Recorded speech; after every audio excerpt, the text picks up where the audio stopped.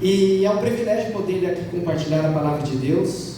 O irmão mencionou a princípio que estiveram no cemitério no domingo, perdão, no sábado, foi ontem, sábado, e inclusive lá em Vôlei de Moura, na sexta-feira à noite, a minha irmã postou um vídeo que já estavam preparando tudo em frente à entrada do cemitério para que no sábado pela manhã pudessem ser distribuídos aqueles livros.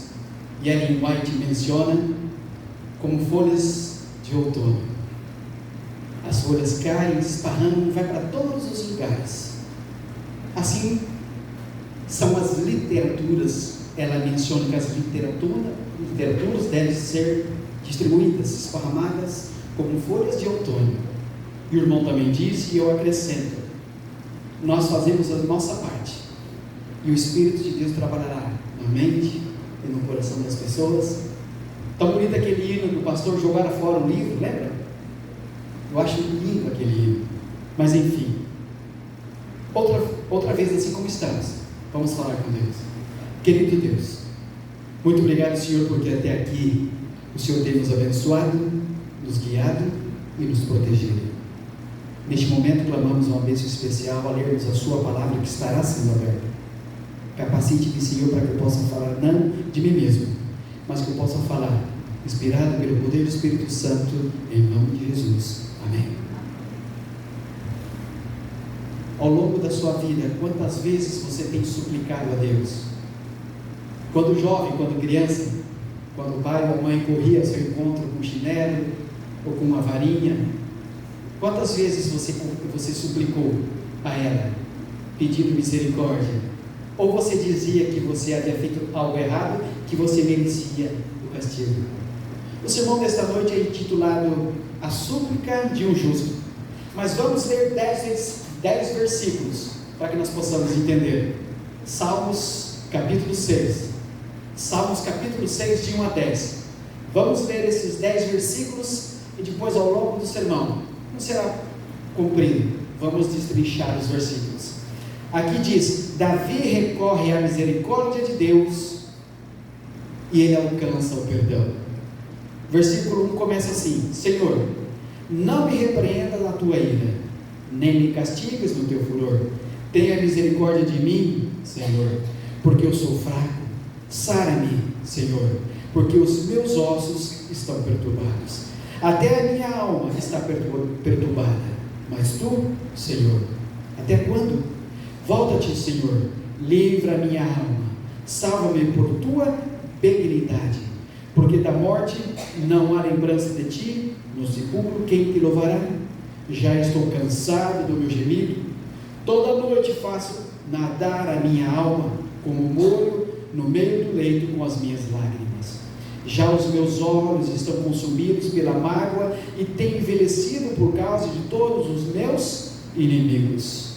Apartai-vos de mim todos os que praticam a iniquidade, porque o Senhor já ouviu a voz do meu lamento. O Senhor me ouviu a minha súplica. O Senhor aceitará a minha oração. Envergonhe-se e perturbe-se todos os meus inimigos. Tornem os meus inimigos, tornem atrás e envergonhem-se no momento. Tempos mais tarde, nós descobrimos que Davi foi o homem segundo o coração de Deus, pelos erros que cometeu e por a entrega, por haver reconhecido o erro que havia cometido e buscado ao Senhor de todo o coração. É bem provável que o Salmo 6 foi escrito por Davi após uma noite sem dormir. Percebe que Davi estava passando por um momento difícil em sua vida e sentia que havia uma conexão entre o seu sofrimento e o pecado que ele cometera. E conosco não é diferente, porque muitas das vezes nós sabemos que cometemos algo que não deveria ter cometido. Nós sabemos que mesmo antes de cometer aquele pecado ou aquele erro, aquela voz que sempre está em nossa mente e em nosso coração dizendo: não faça. Nós não somos pecadores, e Romanos 3,23 diz: todos pecaram e todos carecem da glória de Deus. Romanos 3,10 diz que não existe um justo sequer. Mas aí, quando nós aceitamos a Jesus como nosso único Senhor e Salvador pessoal, descendo nas águas batismais, tornando uma nova criatura. A partir desse momento, o apóstolo escreve: filhinhos, vos escrevo para que não pequeis. Todavia, porventura, caso vier a pecar, representante temos para com o Pai, um advogado temos para com o Pai, que é Jesus Cristo, o justo. A partir do momento que você desce nas águas batismais e torna uma nova criatura, você vai cometer erros, porque você não é perfeito, mas você percebeu que você cometeu, então você pede a Deus perdão. Então nós temos esse advogado para com o Pai. Por isso ele diz: filhinho, vos escrevo para que não pequeis. Ele tenha tido humilhado, ele foi humilhado de alguma maneira pelo que lhe aconteceu, por algo que estava acontecendo, sendo um homem carnal, agora espiritual, porque ele havia aceitado a Jesus, então deixou de lado o lado carnal e se tornou espiritual, mas mesmo assim cometia erros, mas sempre estava buscando Deus. A Bíblia menciona que Davi foi um homem sanguinário. Não foi Davi que construiu o templo, mas Deus passou para ele todas as especificações, todo o projeto, e disse: seu filho, o próximo herdeiro que herdará a nação de Israel, será quem construirá. Observe que Davi não nega que ele mereceu a repreensão. No capítulo 6, de 1 a 3, ele diz aqui: observe que Davi não nega que ele merece essa repreensão de Deus. Ele sabia que merecia a repreensão. Ele pede que não seja com a ira, porque quando a ira de Deus cai sobre o ser humano, é destruição total.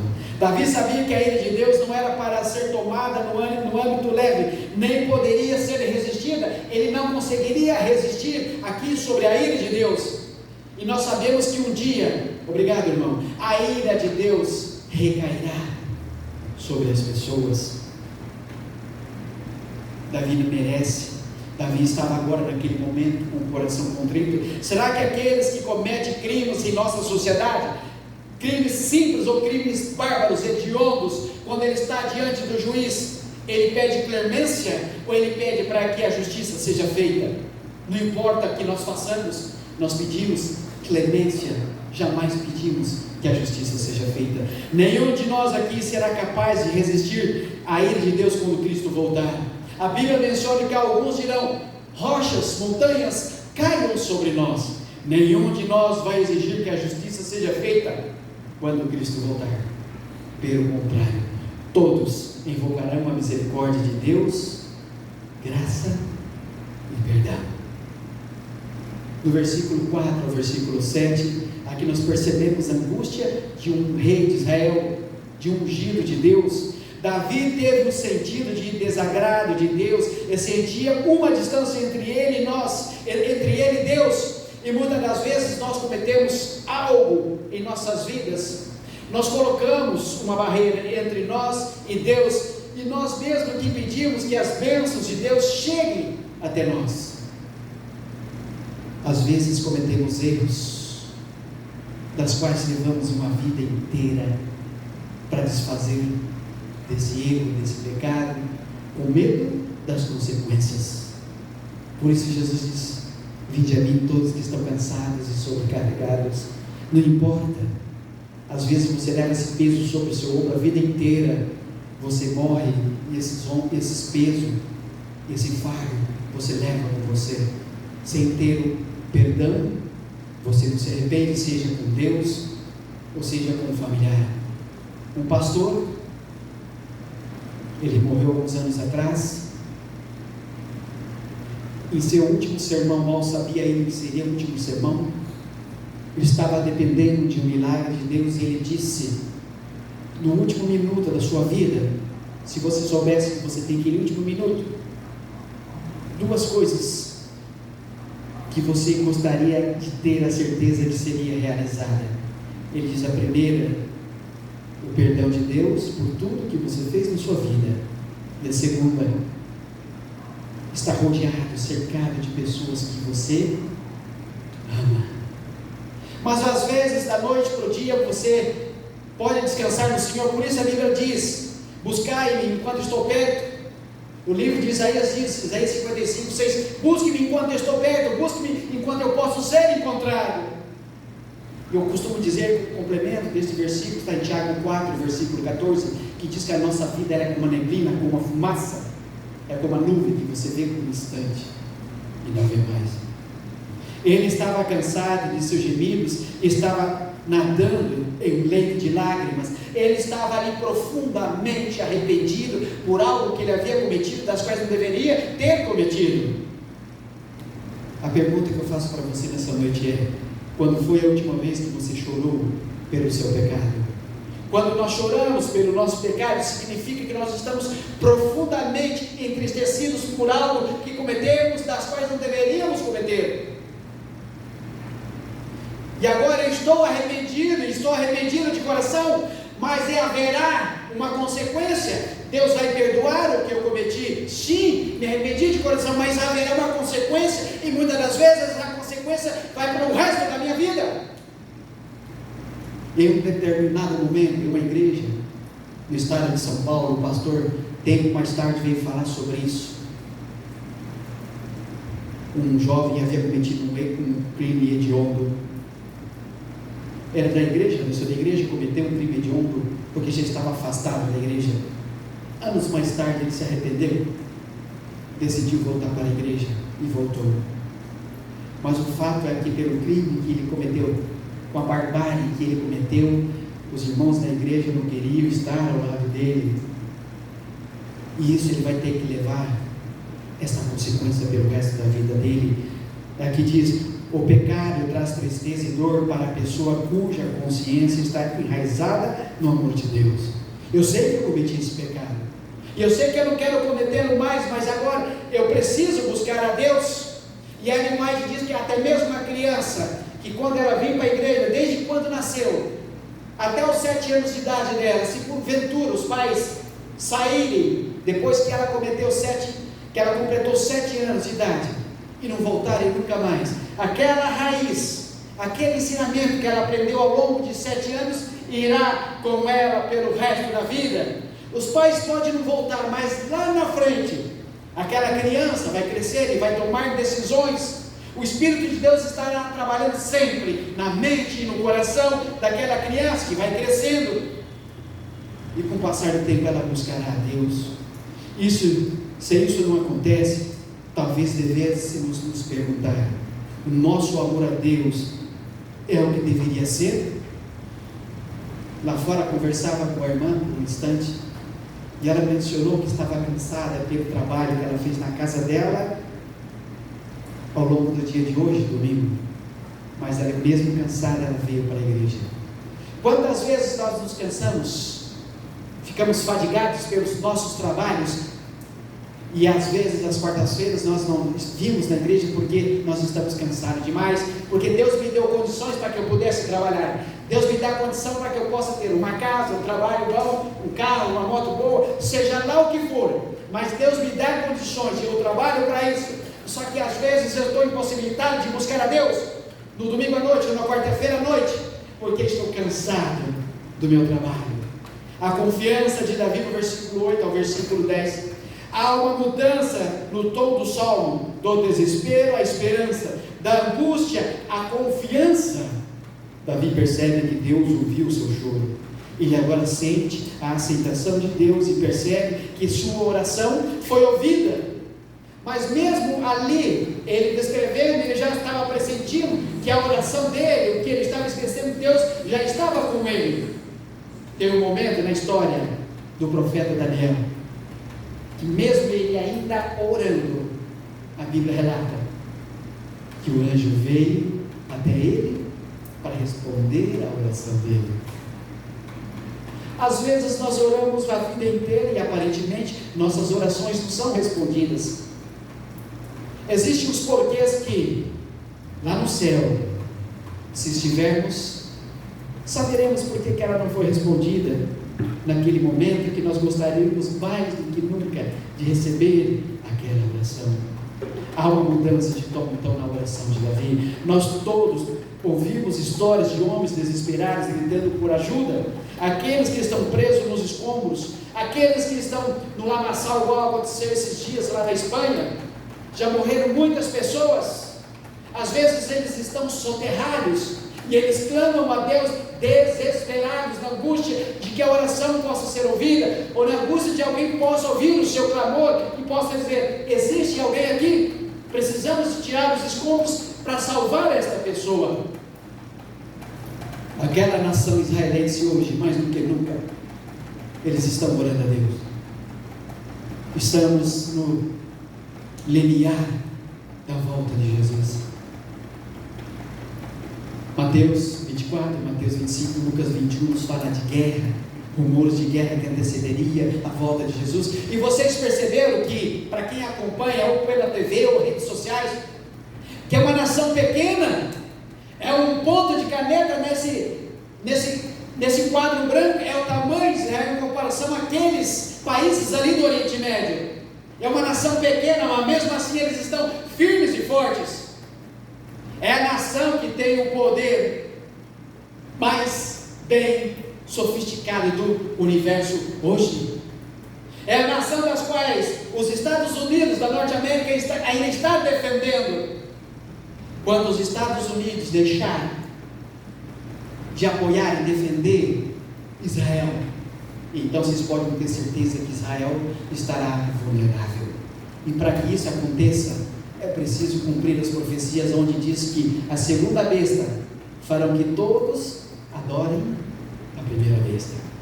E biblicamente falando, nós sabemos que a segunda besta, o poder que surgiu da terra, é os Estados Unidos.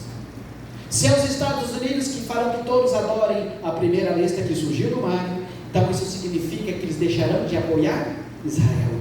E esse conflito que está havendo hoje ali em Israel é justamente porque o Criador do universo um dia fez uma promessa para Abraão, para Isaac e para Jacó, e disse que deles seriam luz para todo mundo. E Deus disse para Abraão: você será os seus descendentes serão como a areia do mar, como as estrelas do céu. Deus fez deles luz para todo mundo. Ontem em Êxodo capítulo 4, Jesus diz para Moisés: você vai até um homem poderoso, um homem que está no Egito. E no capítulo 7, Deus diz: eu farei de você Deus para Faraó. E no capítulo 7, versículo 1, Jesus diz: e teu irmão Arão será o teu profeta. É Deus ali falando com Moisés na sarça ardente. Êxodo 7, versículo 1: farei de você Deus para Faraó, e farei do teu irmão teu profeta. E no capítulo 4, 2 a 5 diz: você vai até aquele rei, eu vou endurecer o coração daquele rei, mas você dirás: deixa os filhos de Deus, porque Deus diz que a nação israelense, aquele povo judeu, aquele povo hebreu, seria seus filhos. É assim que a Bíblia diz. E nós hoje somos Israel espiritual. E agora estou falando de um descendente de Israel. Jesus é descendente desse homem das quais estou citando, de Davi. E agora Davi está angustiado. Um homem poderoso na sua época seria os Estados Unidos hoje. Depois veio seu filho, reinou também por mais de 40 anos. Podemos encontrar conforto nessa mesma forma como Davi encontrou? Com certeza. Nós, como Davi, podemos ter a certeza de que Deus perdoa o penitente. Deus perdoa aquele que se arrepende profundamente de coração e busca. Nós não devemos esquecer que haverá consequências enquanto vivermos dependendo do crime que nós cometemos. E vou concluindo. O Salmo 6 lembra-nos não só dos efeitos trágicos do pecado em nossas vidas, mas também das bênçãos do perdão de Deus. Não importa os erros que nós cometemos, enquanto você estiver vivo, ainda há tempo para fazer as coisas certas. Jesus caminhava com um dos seus apóstolos, e teve um momento que Jesus disse que deveria perdoar. Então ele disse: devemos perdoar até 7 vezes. O judeu tinha o costume de perdoar somente 3 vezes e não perdoava mais. O judeu tinha o costume de não conversar com os samaritanos, e a lição dessa semana que terminou, que passou, ali diz de onde surgiu os samaritanos. E como Jesus ali estava andando com aquele povo, com seus apóstolos, seus discípulos, eles estavam caminhando e Jesus chegou num poço e era aproximadamente meio-dia, a Bíblia relata. E naquele momento, naquele local, por onde eles estavam, por onde eles passavam, ninguém ia no poço ao meio-dia porque era um sol abrasador. Ou as pessoas iam bem de manhã, ou à tardezinha. Mas aquela mulher samaritana foi ao meio-dia. Ela tinha algo que esconder. Ela tinha vergonha do que ela havia prometido. Então, para não encontrar com ninguém, para que ninguém apontasse o dedo para ela, e esses que apontassem o dedo para ela não tinham pecado, aparentemente. Porque quando nós apontamos um dedo, tem 3 apontando para nós. A Bíblia diz que todos pecaram. Então eles apontavam o dedo, mas esqueciam de apontar para si. Mas enfim, Jesus chega até aquela mulher. Ele precisava de ter encontro pessoal com aquela mulher, mas ele também sabia que os apóstolos que com ele estavam, os outros seguidores, as mulheres que seguiam, não entenderiam a conversa de Jesus, sendo judeu com uma samaritana. Ele então diz: vai até a cidade mais próxima e compre alimento para que possamos comer. E nesse inteirinho, nesse intervalo, a lição menciona que Jesus teve aquele encontro com ela. E é esse encontro que nós precisamos ter, encontro pessoal com Jesus. Não só a samaritana, como Maria Madalena, após ter um encontro pessoal com Jesus, a vida dela mudou. E quando a vida de Maria Madalena mudou, certo dia, uma noite, Jesus adentrava a casa de Simão, o curtidor, porque Jesus havia curado ele de uma lepra. Então ele queria retribuir aquela cura com o jantar. Jesus vai com seus discípulos, as pessoas que seguiam, e Jesus adentrou a porta da casa de Simão, o curtidor. Em meio à conversa, talvez em meio ao jantar ou pouco antes do jantar, não sabemos bem, Simão, o curtidor, o dono da casa, ele percebe que uma mulher adentrava as portas da tenda da sua casa. E ele se depara com quem? Maria Madalena. E quem era Maria Madalena para Simão, o curtidor? Simão era tio de Maria Madalena. Simão foi o homem que, quando Maria Madalena ainda era jovenzinha, levou para o caminho da perdição e acabou se tornando prostituta. Como eu sei isso? No livro do pastor, do saudoso pastor Morris Vendel, com o título Como Jesus Tratava as Pessoas, no capítulo 4 ou 5, se não me falha a memória, o pastor Morris Vendel publicou o livro pela Casa Publicadora Brasileira. Então ele descreveu, tanto que quando eu li esse livro, eu estudava teologia, eu fui voltar a ler porque eu ganhei esse livro de um amigo, e eu quis saber se realmente era da nossa igreja ou não, como poderia mencionar aquilo. Então ele diz que Maria Madalena era sobrinha de Simão, o curtidor, das quais levou para a prostituição, e sendo mal falada na cidade dela, ela vai para uma cidade distante chamada Magdala. Por isso Maria vem de Maria Madalena. E naquele momento, então, Maria Madalena adentra aquele jantar. Dias atrás ela já havia tido um encontro pessoal com Jesus, e naquele jantar, diante daquelas pessoas, Maria Madalena solta os seus cabelos, porque na época nenhuma mulher andava com o cabelo solto. Ela solta os cabelos, ela usa um perfume, um vaso de alabastro, de uma pessoa como um trabalhadora hoje, levaria pouco mais de um ano para conseguir comprar o perfume daquele. Então ela unge a Jesus, lava os pés de Jesus, e com os cabelos ela seca os pés de Jesus. Então Jesus diz: onde o evangelho for pregado, o testemunho dessa mulher deverá ser pregado, enquanto Jesus não voltar. Então a irmã vai colocar ali no final, que você possa ter a certeza de que não importa o que você fez, o que você tem que ter certeza na sua mente hoje é que, se das quais nós estamos vivendo, se você está vivenciando na prática de pecados conhecidos, das quais talvez você não saiba, a sua família não saiba, das quais a igreja não saiba, mas você sabe, o anjo sabe, Deus sabe, o anjo relator vive relatando, você precisa se livrar da prática de pecados conhecidos, buscar a Jesus, aceitar enquanto há tempo. Amanhã pode ser muito tarde.